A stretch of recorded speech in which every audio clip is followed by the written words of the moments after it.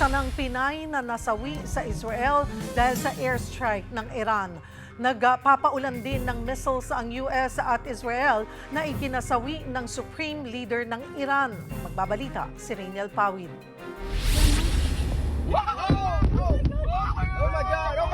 Sa pulsa video ang missile strike malapit sa US military base sa Manama, Bahrain noong weekend.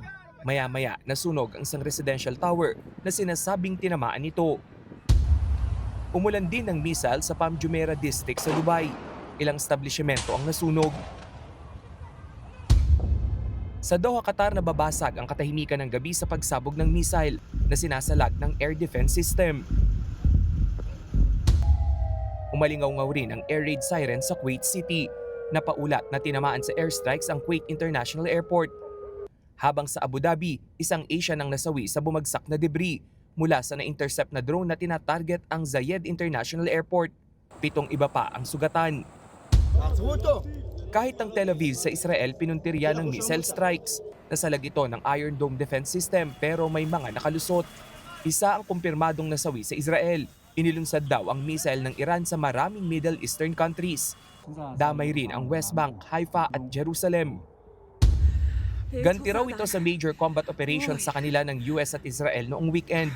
Nasawi dahil dito ang Supreme Leader ng Iran na si Ali Khamenei na namuno sa kanila ng halos 4 na dekada.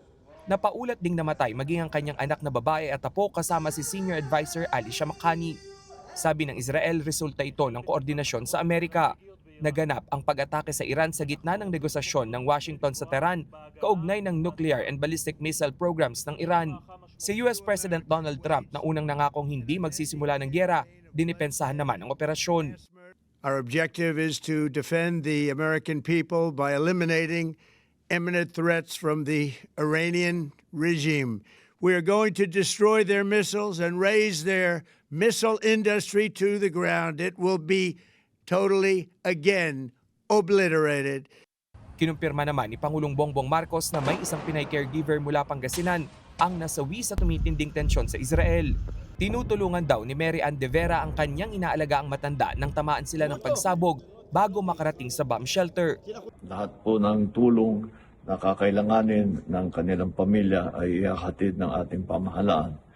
Patuloy po ang ating pag-monitor sa kalagayan ng ating mga kababayan na nasa gitna nitong gera, patuloy pa rin sa Middle East. Nasa 200 flights na ang nakansela simula kahapon ayon sa Civil Aviation Authority of the Philippines. Binuksan na ng OWA ang OFW lounge nito sa NAIA Terminal 3 para tulungan ang mga stranded. Ang iba na di nagkasya sa lounge, sa hallway na ng airport umupo. Marami sa kanila atrasado ang biyahe pa Middle East. Aktibo naman ang OWA Hotline 1438 para sa mga hihiling ng repatriation support. Naglabas naman ng circular ang Archdiocese of Manila para isama sa dagdag na prayer intentions ang kapayapaan sa gitna ng gulo sa gitnang silangan. Kapatid, para sa 1PH, Rainiel Pawid, News 5.